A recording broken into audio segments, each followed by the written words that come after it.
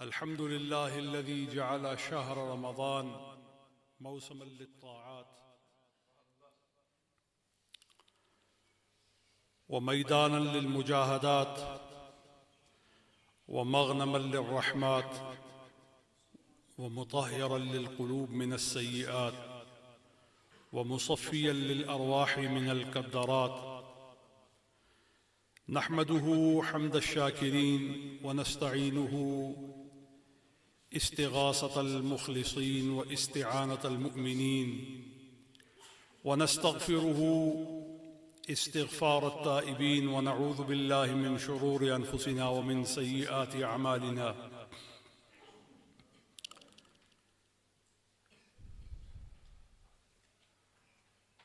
وأشهد أن لا إله إلا الله وحده لا شريك له، شهادة تنفع قائلها يوم لا ينفع مال ولا بنون إلا من أتى الله بقلب سليم. وأشهد أن سيدنا محمدًا عبده ورسوله الذي أرسله الله رحمة للعالمين، هاديا ومبشرا ونذيرا وداعيا إلى الله بإذنه وسراجا منيرا. اللهم صل وسلم وبارك على سيدنا محمد وعلى آله الأطهار وصحابته الأخيار ومن تبعهم بإحسان إلى يوم الدين. وبعد، قال الله جل جلاله وعم نواله في أصدق وأحكم كتابه: بسم الله الرحمن الرحيم. يا أيها الذين آمنوا كتب عليكم الصيام كما كتب على الذين من قبلكم لعلكم تتقون.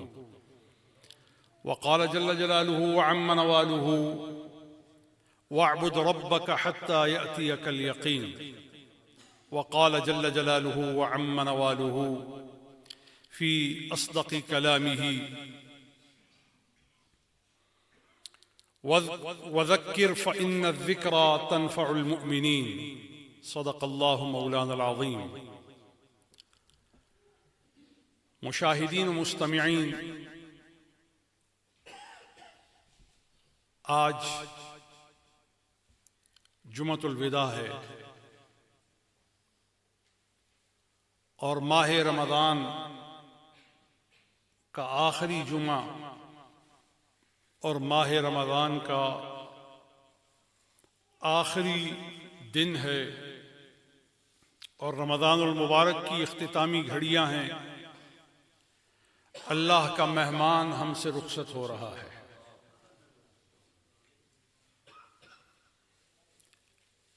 اے وائے ہماری نادانی، ہو رخصت ماہ رمضان گیا. اے وائے ہماری نادانی، ہو رخصت ماہ رمضان گیا. کچھ خدمت خاطر ہو نہ سکی، عزت والا مہمان گیا.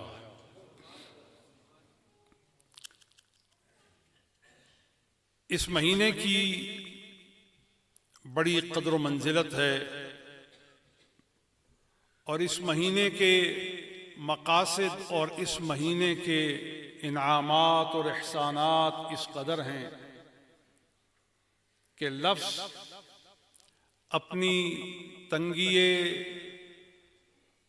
دامانی کے سبب اس کی حقیقت کو بیان کرنے سے قاصر ہیں. یہ مہینہ صرف بھوک اور پیاس کا مہینہ نہیں تھا، بلکہ دلوں کو تقویٰ سے بھر دینے کا مہینہ تھا.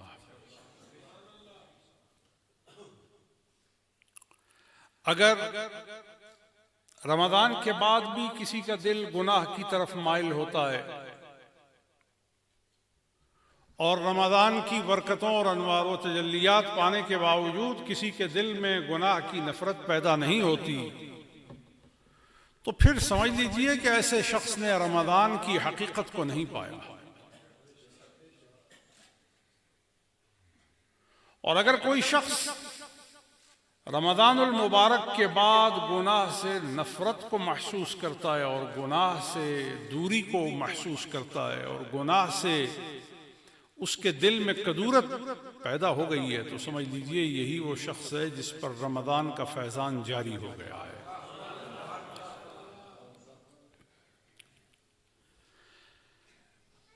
اس کے لیے ایک نظیر ہے، آپ غور کیجئے کہ ماہ رمضان میں مسجدیں اللہ کے بندوں سے بھر گئیں، کوئی صف خالی نہیں رہی۔ تو یہ قیاس کرنے کے لیے اور تخمینہ لگانے کے لیے مددگار ہے کہ اگر صفوں میں اتنا نور ہے تو روحوں اور دلوں میں کتنا نور ہوگا۔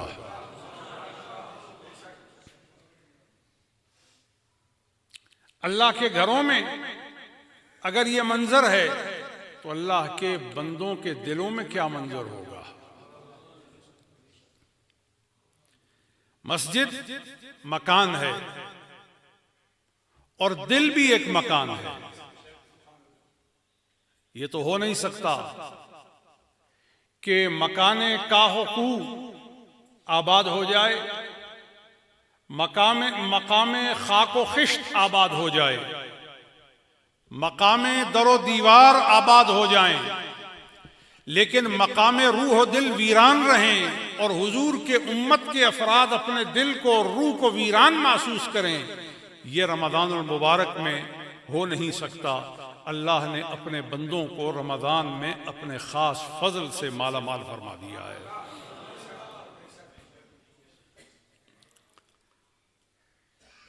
تو جمعۃ الوداع یوں سمجھیے کہ مہینے کو رخصت کر کے سفر کی ابتدا ہے۔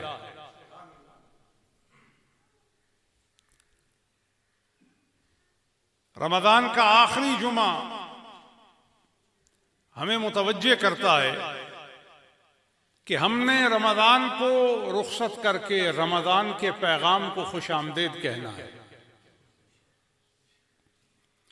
وہ انوار و تجلیات اور وہ کیفیات جو سحری اور افطاری میں ہمارا مقدر تھیں،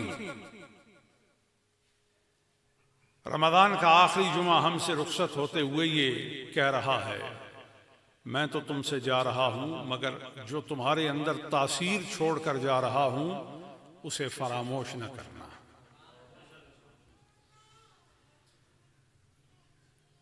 سید عالم صلی اللہ علیہ وآلہ وصحبہ وسلم فرماتے ہیں، رمضان کے بعد جو مہینہ شوال کا آتا ہے اس مہینے میں من صام رمضان ثم اتبعہ ستا من شوال کان کصیام الدہر، فرمایا جس نے رمضان کے بعد شوال کے 6 روزے رکھے ایسا ہے جیسا اس نے ساری زندگی روزوں میں بسر کر دی۔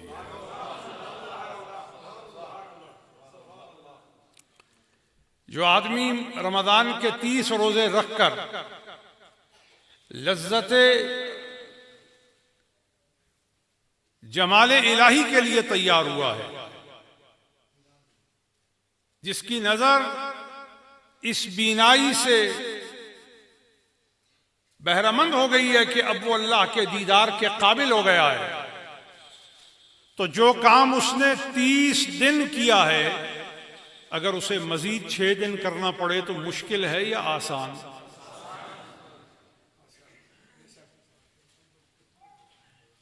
مشکل اور آسانی میں فیصلہ کرنے کے لیے صرف ایک بات ضروری ہے، عشق پیدا ہوا ہے کہ نہیں، اللہ کی محبت پیدا ہوئی ہے کہ نہیں۔ کیونکہ اگر عشق اور محبت پیدا ہو جائے تو آشنائی آ جاتی ہے، اور جب آشنائی آ جائے تو پھر کسی مقام سے گزر کر کسی منزل کو حاصل کرنا دشوار نہیں رہتا۔ شرط یہ ہے کہ عشق ہو، شرط یہ ہے کہ لگن ہو، لیکن عشق اور لگن کب ملتی ہے؟ کہ جس سے عشق کیا جا رہا ہے، جس سے لگن کی جا رہی ہے، وہ آپ کے دل و روح سے نہ اترے، اس کا جلوہ آپ کی نظروں سے ہٹنے نہ پائے، اس کی باتیں آپ کے کان سے غائب ہونے نہ پائیں، اس کی محبت کی گرمی آپ کے وجود میں دسترس لینے سے کسی لمحہ بھی دور نہ ہو، جب یہ کیفیت یقینی ہو جائے تو پھر کوتاہی دور ہو جاتی ہے، پھر آنکھ نہیں لگتی، آنکھ بولو نا، پھر آنکھ، تو پھر آپ سمجھ گئے ہوں گے کہ سحری میں لوگ کیسے اٹھتے ہیں، کیونکہ جن کا دل لگ گیا ہے اب وہ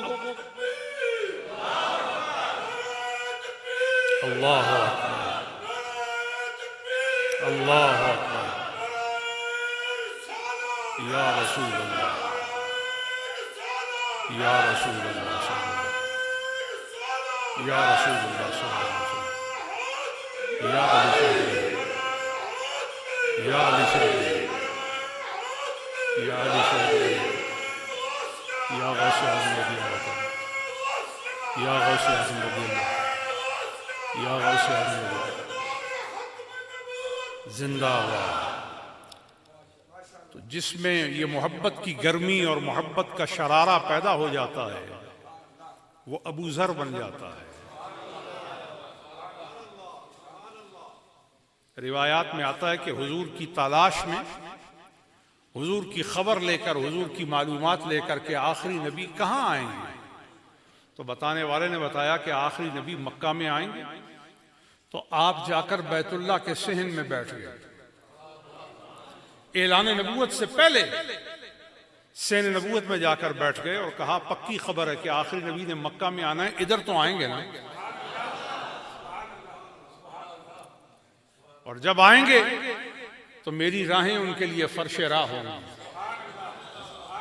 اور میری روح ان کے قدموں پر اور ان کے ایک ایک نقش پر گلے عقیدت کے طور پر نثار ہوں گے، اور میرے جذبات ان کا پیچھا کریں گے، اور میری محبت ان کی اقتداء کرے گی، اور میری لگن ان کے سائے کو تلاش کر کے ان کے ساتھ جڑ جائے گی، پھر جیتے جی جڑے رہنا ان سے میرا کام ہے، اور جنت میں اپنے ساتھ ملائے رکھنا ان کے فضل اور محبت اور عنایت کا کام ہے۔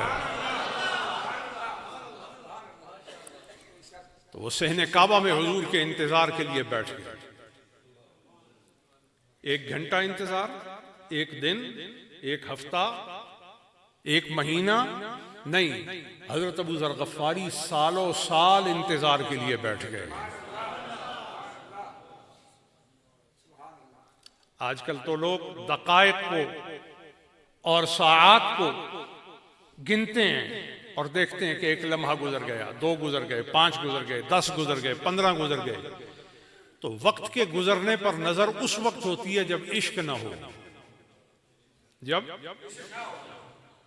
اور جب عشق ہوتا ہے تو پھر جوانی پوری قربان ہو کر بڑھاپا بھی نثار ہو جاتا ہے، لیکن لگتا یوں ہی ہے کہ لمحۃ البصر، جیسے آنکھ جھپکنے میں ابھی وقت گزرا ہے اور دیدار کی لذت پوری بھی نہیں ہوئی ہے۔ سید کائنات، معلم و مقصود کائنات صلی اللہ علیہ وآلہ وصحبہ وسلم فرماتے ہیں من صام رمضان ایمانا و احتسابا غفر له ما تقدم من ذنبہ، رواہ البخاری و مسلم۔ امام مسلم نے متفق علیہ حدیث ہے کہ سید عالمین، مرشد کونین، سرور عالمیاں، طبیب دل و جاں، حامی عاصیاں، خطیب روز جزا، ماحی الذنوب،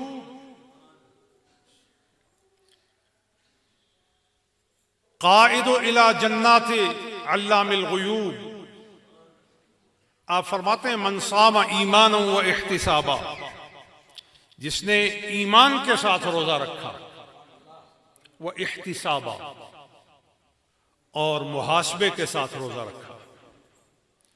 تو روزے کے ساتھ ایمان کا ذکر کیوں کیا؟ حالانکہ روزے کا قصد تو مومن ہی کرے گا، لیکن من صام ایمانا، جس نے روزہ رکھا ایمان کی حالت میں،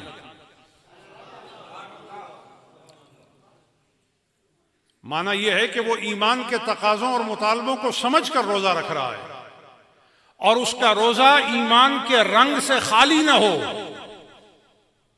اس کے روزے کے اوقات اور اس کے روزے کی ساعات ایمان کی بہاروں سے مالا مال ہوں، ایسی کیفیت کے ساتھ جو روزہ رکھے گا احتسابا، وہ روزے دار اپنا محاسبہ بھی کرے گا، اپنی امپیچمنٹ بھی کرے گا، اپنی اکاؤنٹیبلٹی بھی کرے گا، اپنے آپ کا جائزہ بھی لے گا، اپنی آنکھوں کا، اپنے کانوں کا، اپنی زبان کا، اپنے دن رات کا، اپنی دولت کا، اپنی توانائی کا، اور اپنی رغبت کا، اور اپنے جھکاؤ کا، اور اپنے دل کا، اور اپنے ذہن کا، اور اپنی انسانیت کا، اور اپنی آدمیت کا، اور اپنی زندگی کے تمام پہلوؤں کا جائزہ لے گا اور دیکھے گا کہ میری زندگی کا ہر پہلو کیا اس سانچے میں ڈھل رہا ہے؟ کون سا سانچہ؟ وہ سانچہ جو رب نے اسوہ حسنہ قرار دیا ہے۔ من صام رمضان ایمانا و احتسابا، جس نے رمضان کا روزہ رکھا ایمان کے ساتھ اور احتساب کے ساتھ، یہ تین کام کیے، روزہ رکھا، ایمان پر پہرا دیا اور احتساب کیا، تین کام تم کرو، چوتھا کام اللہ کرے گا، غفر لہو، غفر لہو، فرمایا اسے بخش دیا گیا، اس کے لیے بخش دیا گیا، ما تقدم من ذنبہ وما تأخر، ما تقدم من ذنبہ، فرمایا اس کے گناہوں میں سے جتنے پہلے واقع ہو چکے وہ تمام کے تمام گناہ پروردگار عالم اپنے فضل سے معاف فرما دیتا ہے۔ تو گویا روزے دار افطاری کرنے سے پہلے گناہوں کے بوجھ سے آزاد کر دیا جاتا ہے، اور روزے دار کو یہ سعادت حاصل ہو جاتی ہے کہ وہ بخشے ہوئے لوگوں میں شامل ہو جاتا ہے۔ اور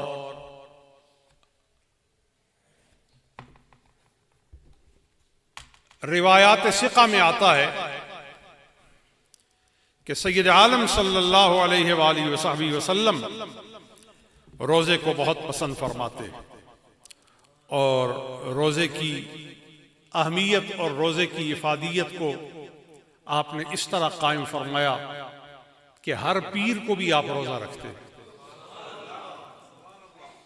پوچھا گیا اے اللہ کے رسول آپ پیر کو روزہ کیوں رکھتے ہیں؟ تو فرمایا میری ولادت پیر کے دن ہوئی، ولدت فیہ، میں اس دن میں پیدا کیا گیا، وبعثت فیہ، اور اسی دن مجھے رسول بنا کر بھیجا گیا، وانزل علی فیہ، اور مجھ پر اسی دن میں اللہ نے وحی بھی نازل فرمائی ہے۔ تو گویا پیر کا دن یوم آمد رسول جو ہے وہ در حقیقت یوم آمد بھی ہے، یوم رسالت بھی ہے، اور یوم وحی بھی ہے۔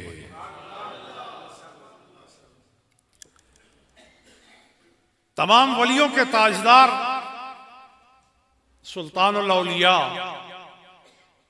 سیدنا حیدر کرار علی المرتضی شیر خدا اخی رسول زوج بطول پیدا ہوئے تو کعبہ میں، نظر کھولی تو رخسار رسول، بازوؤں پر آئے تو بازوئے رسول، سینے سے لگے تو سینہ رسول، کندھوں پہ چڑھے تو کندھا رسول، گھٹی لی تو لعاب رسول۔ اب بھی لوگ پوچھتے ہیں کہ کلمہ کب پڑھا؟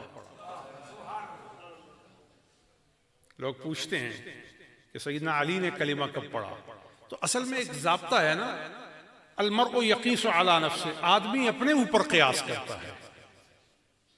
تو اپنے پچھلوں کو دیکھتے ہیں کہ وہ تو کلمہ پڑھ کے مسلمان ہوئے، تو پوچھ لیا کہ سیدنا علی کب مسلمان ہوئے؟ تو میں نے کہا کہ وہ کب مسلمان نہیں تھے؟ یہ تو بتاؤ وہ کون سا لمحہ ہے، وہ کون سا دن ہے، وہ کون سی نوبت ہے، وہ کون سا مہینہ ہے، وہ کون سا سال ہے جس میں ان کی عظمتوں کا ذکر اور جس میں ان کی عظمتوں کا شمار نہ ہو رہا ہو.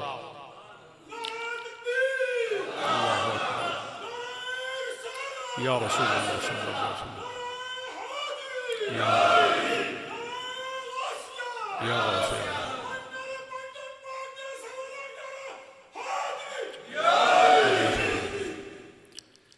تو سیدنا علی اور مرتضیٰ فرماتے ہیں الیوم عمل ولا حساب.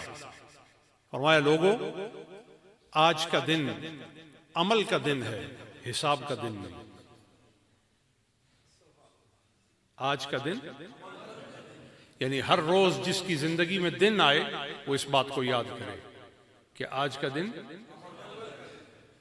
سارے بولیں تاکہ سمجھ جائیں یہ بات. آج کا دن عمل کا دن ہے ولا حساب. عمل تو ہے لیکن آج حساب نہیں ہے. آج فرماتے ہیں وَغَدًا حساب ولا عمل. فرمایا کل جو آنے والا ہے نا، آخری کل جس کے بعد پھر کوئی دن نہیں آئے گا، فرمایا اس کل میں حساب تو ہوگا، عمل نہیں ہوگا. کوشش کر کہ عمل والے دن سے تیرا حصہ ضائع نہ ہو، تاکہ تیرا حساب جب ہو تو ضیاء نہ ہو، گرفتاری نہ ہو، پکڑ نہ ہو. فرشتوں کو یہ حکم نہ ہو اسے گرفتار کر لو. حساب جب ہو تو کوشش کر تیرا انجام یہ ہو کہ کہا جائے فرشتوں کی قطاروں میں اسے فردوس بری پہنچا دیا جائے. سیدنا امام حسن مجتبی آپ فرماتے ہیں کہ رمضان کی اہمیت اور بزرگی کو جانو کہ رمضان کیسا مہینہ ہے. فرمایا مجھے لگتا ہے کہ رمضان اللہ کی ضیافت ہے، اللہ کی مہمانی ہے. اللہ کی ایسی ضیافت ہے کہ اس ضیافت جیسی کوئی ضیافت نہیں. دسترخوان لگتا ہے تو کہیں کسی وزیر کا دسترخوان ہوتا ہے، کہیں کسی قبیلے کے سردار کا دسترخوان ہوتا ہے. دسترخوان لگتا ہے تو کسی عالم کا دسترخوان ہوتا ہے. دسترخوان لگتا ہے تو کسی پیر کا دسترخوان ہوتا ہے. دسترخوان لگتا ہے تو کسی بڑے سے بڑے بزرگ کا دسترخوان لگتا ہے. امام حسن فرماتے ہیں رمضان میں دسترخوان لگتا ہے تو پروردگار کا دسترخوان لگتا ہے. رمضان میں آپ فرماتے ہیں رمضان اللہ کی ضیافت ہے اور خوش نصیب ہے جو اللہ کی ضیافت کے دسترخوان سے بھوکا نہ رہے. اور اللہ کے دسترخوان سے ضیافت کا حصہ کسے ملتا ہے؟ جس نے سحری سے اس دسترخوان پر جانے کی تیاری کی ہو، روزہ رکھ کر اس دسترخوان کی طرف بڑھنے کی اس نے جستجو کی ہوگی، تو اسے اللہ کی ضیافت کے دسترخوان تک پہنچنا نصیب ہو جائے گا. حضرت عبداللہ ابن مسعود رضی اللہ تعالی عنہ جلیل القدر صحابی ہیں. یہ بچپنے میں اسلام لائے تھے اور ان کے اسلام لانے کی کتب میں اس طرح واقعہ کے اندراج کی صورت ہے کہ یہ بکریاں چراتے تھے. اچانک حضرت ابوبکر صدیق اور حضور ان کے قریب جا پہنچے تو حضرت عبداللہ ابن مسعود کو کہا گیا کہ ہم تمہاری بکریوں کا دودھ لے لیں. تو عبداللہ ابن مسعود نے کہا کہ مجھے میرے مالک نے اس کی اجازت نہیں دی تو میں خیانت نہیں کر سکتا. تو حضور نے فرمایا تمہاری دیانت بھی قائم رہے اور ہماری ضرورت بھی پوری ہو جائے. تو آپ نے حیرت سے پوچھا کہ وہ کیا صورت ہوگی؟ حضور نے ایک بکری پر ہاتھ رکھا. عبداللہ ابن مسعود نے کہا یہ تو سوکھ گئی ہے. فرمایا اس کا دودھ تو نہیں نا؟ کہا نہیں. تو فرمایا اگر ہم اس کا دودھ لے لیں تو تجھے خیانت تو لاحق نہیں ہوگی نا؟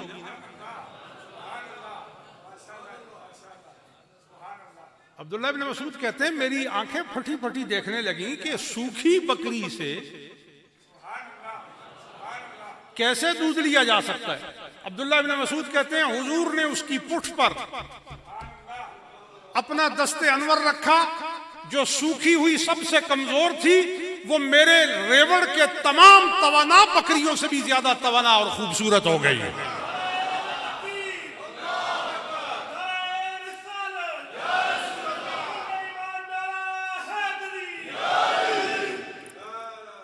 غور کیجئے نا، اگر حضور کے ہاتھ میں اتنا حسن ہے تو حضور کے خون کے حسن کا عالم کیا ہوگا. نسب و نسل محمدی کے حسن کا عالم کیا ہوگا. اس کی طہارتوں اور بزرگیوں کی بلندی کا کون تخمینہ لگائے اور کون اس کا شمار کر پائے اور کون اسے ماپ پائے. تو حضرت عبداللہ بن مسعود کہتے ہیں حضور نے ہاتھ رکھا، بکری جوان ہو گئی اور اس کی کھیری بڑی ہو گئی اور اس کے تھن پھول گئے اور وہ دودھ سے مالا مال ہو گئی. میں پوچھتا ہوں اسے مقیس علیہ کرو اور افراد امت کو مقیس بناؤ. اگر کسی جانور پر حضور ہاتھ رکھیں دفعتاً ایسا انقلاب اور خوشحالی آ جاتی ہے، تو حضور کسی کے سر پر ہاتھ رکھیں، حضور کسی کے سینے پر ہاتھ رکھیں، حضور کسی کی آنکھوں پر ہاتھ لگا دیں، حضور کسی کے قدم کو ہاتھ لگائیں، حضور کسی کے وجود کو ہاتھ لگائیں، حضور کسی کی بہی ہوئی آنکھ پر اپنا ہاتھ لگا کے اسے واپس لگا دیں، تو اسی سے قیاس کر لو کہ توانائیاں آسمان کی کس رفعت کو چھو رہی ہوں گی.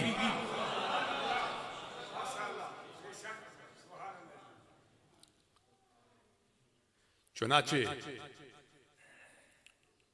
حضور نے سنگی لگوائی، خون اقدس پچھ لگوا کے سنگی لگوا کے ایک پیالے میں جمع کیا تو حضرت عبداللہ ابن زبیر کو دیا اور فرمایا اسے جا کر دفن کر دو. حضرت عبداللہ ابن زبیر کہتے ہیں میں جب اوہٹ میں گیا تو میرے ذہن میں ایک بات آئی کہ عبداللہ جس خون کو دفن کرنے آئے ہو یہ تو خون رسول ہے،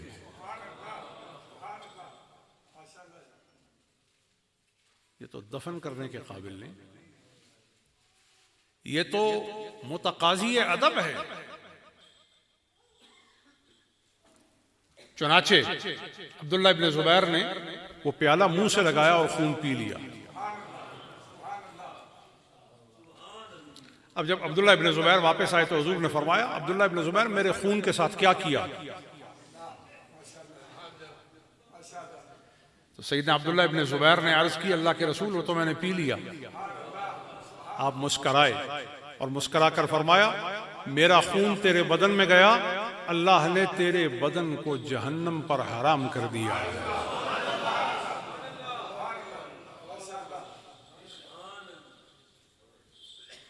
آج کل کے کچھ عاقبت نا اندیش ملائے دقیانوس نوعیت کے لوگ سوال کرتے ہیں کہ یہ کہتے ہیں کہ جو صحیح النسب سید ہے، رسول کریم کی اولاد سے محقق سید ہے، یہ کہتے ہیں وہ جہنم میں نہیں جا سکتا. تو یہ کیوں کہتے ہیں؟ تو میں ان سے پوچھتا ہوں ایک پیالہ خون جائے تو جسم جہنم پر حرام ہو جاتا ہے جس کے سارے بدن کا خون ہی خون رسول ہو.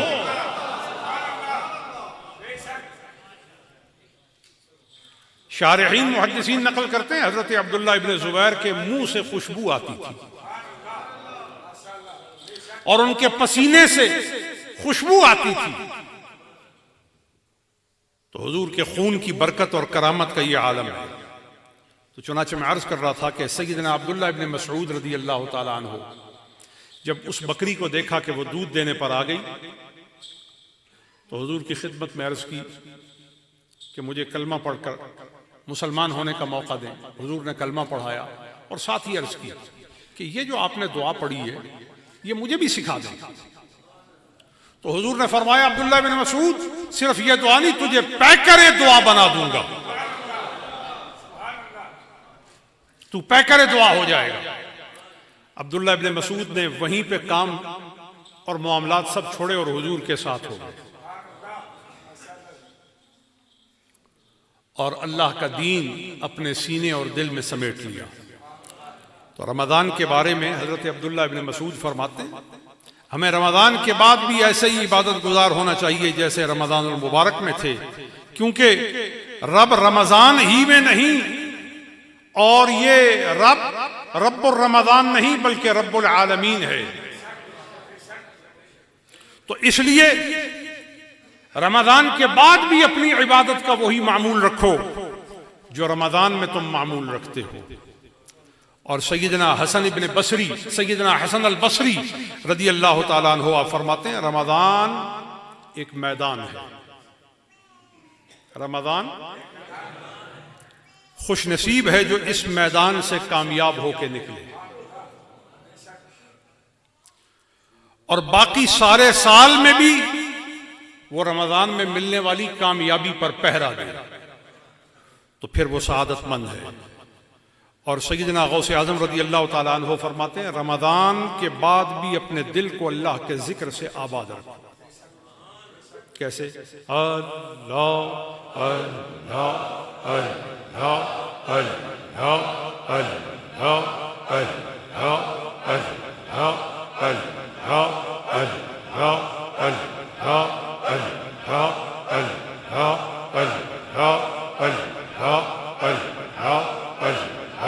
اللہ جل جلالہ وعم نوالہ۔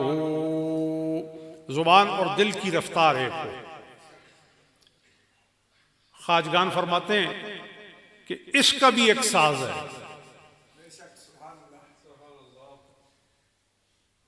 اس کا بھی ایک اصول ہے، اور وہ کیا ہے؟ ای ہم رفت و آ ہم رفت، از پہ جانا جا ہم رفت، رفت رفت رفتن دے۔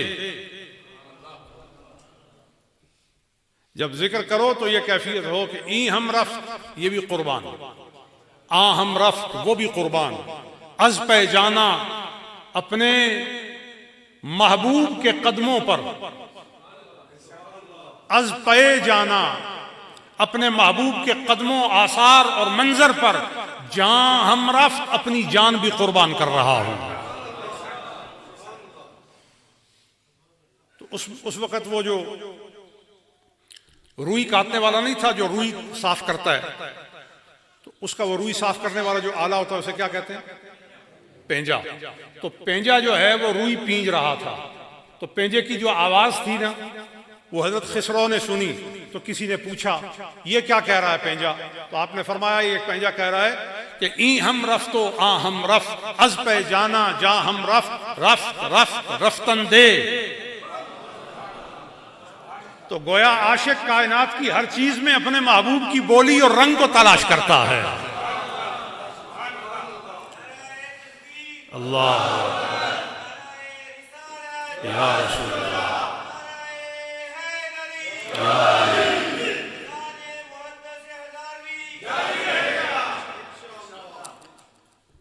ماہ رمضان رخصت ہو رہا ہے اور کل عید کا دن ہے،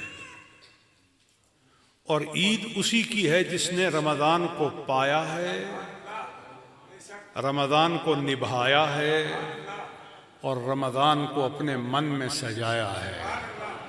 اور آخری بات بھی سن کے پھر اگلی بات کیجئے گا، اور اپنے رب کو منایا ہے۔ عید تو اس کی ہے۔ حضرت خواجہ خواجگاں حضرت محدث ہزاروی رمضان کے رخصت ہونے پر نظم فرماتے ہیں اے وائے ہماری نادانی، ہو رخصت ماہ رمضان گیا، کچھ خدمت خاطر ہو نہ سکی، عزت والا مہمان گیا۔ جو بندے صالح دانا تھے طاعت میں وہ خوش بخت رہے، اور اب پچھتانا کیا معنی جب ہاتھ سے سب سامان گیا۔ اے وائے ہماری نادانی، ہو رخصت ماہ رمضان گیا، یہ ماہ مبارک طاعت کا، دن رات سما ایک رحمت کا، پاکیزہ کیف عبادت کا، یا نور کا ایک جہان گیا۔ اے وائے ہماری نادانی، ہو رخصت ماہ رمضان گیا، تسلیم و رضا کا عالم تھا اور صبر و سکون کا دورہ تھا، اس ماہ کے جاتے ہی گویا کیف صبر و احسان گیا، اے وائے ہماری نادانی، ہو رخصت ماہ رمضان گیا۔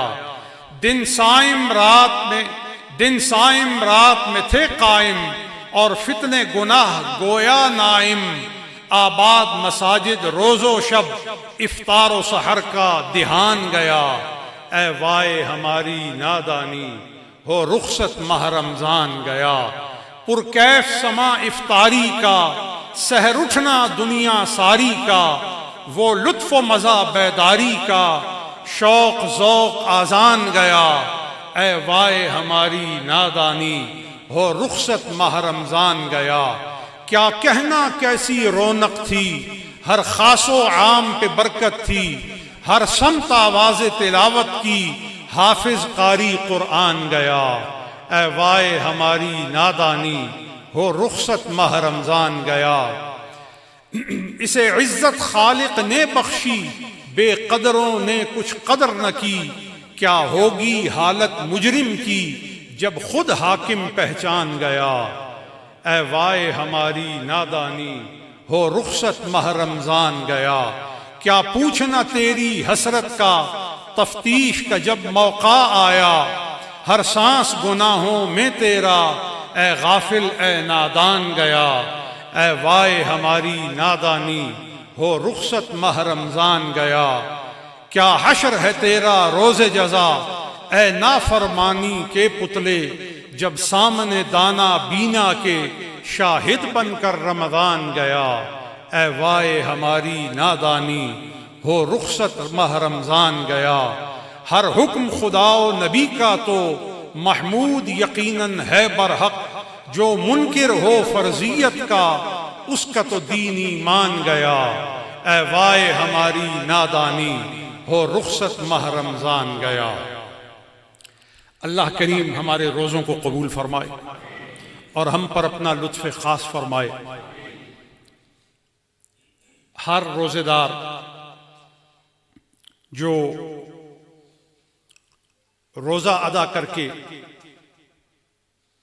اپنے رب کو راضی کرتا ہے اور صاحب استطاعت ہے اور اس کے نصاب کی ملکیت متحقق ہے، شارع علیہ السلام نے، نبی علیہ السلام نے اس پر صدقۃ الفطر کو واجب فرمایا ہے کہ وہ اپنی طرف سے، اپنے گھر والوں کی طرف سے، ہر بالغ اور نابالغ کی طرف سے، حتیٰ کہ اپنے خدام کی طرف سے وہ صدقۃ الفطر ادا کرے گا۔ اور جب تک اس کا فطر ادا نہیں کر دیا جاتا، اس کے روزے اللہ کے ہاں قبول نہیں ہوتے، زمین و آسمان کے بیچ معلق رہتے ہیں۔ کم از کم مقدار جو ہے وہ 300 روپیہ ہے، اور اس کے بعد دوسرے درجے کی مقدار کے مطابق، گیہوں کے مطابق، جو کے مطابق اس کے صدقۃ الفطر کی جو شرح ہے وہ 1100 روپے فی کس ہے۔ اس طرح باقی اجناس کے مطابق وہ اپنی مالی حیثیت دیکھ کر اپنا صدقۃ الفطر ادا کرے، تو غریب، مسکین، بیوہ، نادار کو صدقۃ الفطر ادا کیا جاتا ہے۔ اور جو لوگ ہمارے یہاں جامعہ حنفیہ قادریہ محمودیہ کے طلاب کے لیے اپنی مرضی سے جمع کروانا چاہیں، کوئی پابندی نہیں، جو یہاں کے طلاب کے لیے جمع کروانا چاہتے ہیں وہ ارشد قادری محمودی صاحب کے پاس اپنا فطرانہ جمع کروا سکتے ہیں۔ اور کل انشاءاللہ یکم شوال شریف کو نماز عید الفطر 7:30 بجے انشاءاللہ ادا کی جائے گی۔ پروردگار عالم ہم سب کے روزوں کو قبول فرمائے اور ہمیں اپنے مغفور بندوں میں شامل فرمائے۔ وما توفیقی الا باللہ، علیہ توکلت و الیہ انیب۔ اللہ